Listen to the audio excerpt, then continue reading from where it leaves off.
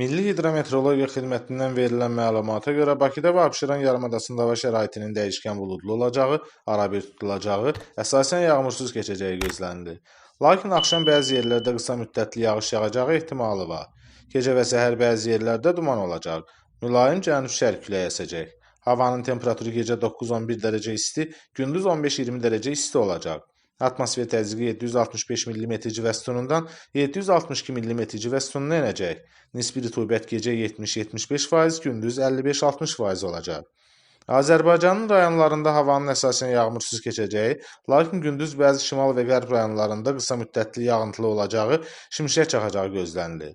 Ayrı-ayrı yerlərdə intensiv olacağı, dolu düşəcəyi, yüksək dağlıq ərazilərdə qar yağacağı ehtimalı var. Gecə və səhər bəzi yerlərdə arabir duman olacaq.